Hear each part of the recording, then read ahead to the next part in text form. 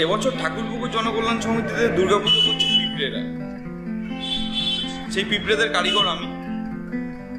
তো পিঁপড়েরা দুর্গাপুজো করছে কেন, আপনাদের মনে প্রশ্ন আসতেই পারে যে হঠাৎ পিঁপড়েরাই বা দুর্গাপুজো করছে কেন।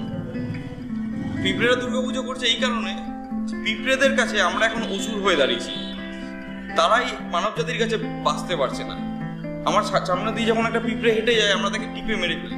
তার কোনো ক্ষমতা নেই বলে তাই সে বেঁচে থাকতে পারছে না। তো ব্রহ্মাণ্ড যখন একদিন মহিষাসুর এইভাবে তাণ্ডব চালিয়েছিলেন, তখন মানুষই বা দেবতারাই সবাই মিলে দুর্গাকে ফর্ম করে মহিষাসুরকে বধ করিয়েছিলেন। তো সেই কারণেই আমরা এখন পৃথিবীতে স্বাধীনভাবে থাকতে পারি।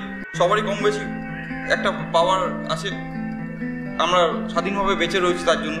পিঁপড়েদের তো সেটা নেই, তাই পিঁপড়েরা দুর্গাপুজো করছে যে এই মানব জাতির অসুরত্বটাকে যদি তারা বধ করে বর্তমান পৃথিবীতে তারা স্বাধীনভাবে থাকতে পারে। টোটাল মণ্ডপটা হচ্ছে পিঁপড়ের ঢিপি। আপনারা গেলে দেখতে পাবেন যে পুরো স্ট্রাকচারটাই পিঁপড়ের ঢিপি এবং অসংখ্য সারি সারি পিঁপড়ের পাল তারা হেঁটে যাচ্ছে। ঠাকুরটাও হচ্ছে একটা আধ খাওয়া টাইপের মতো। পিঁপড়েরা যেমন মুখে করে নুড়ি পাতা সঞ্চয় করে ঠাকুরটিকে বানাচ্ছেন, একটি ইনকমপ্লিট একটু হবে ঠাকুরটা। তো আশা করি আপনাদের ভাল লাগবে, খুবই ভাল লাগবে। আপনারা এসে দেখবেন, তাতে আমিও খুশি হব।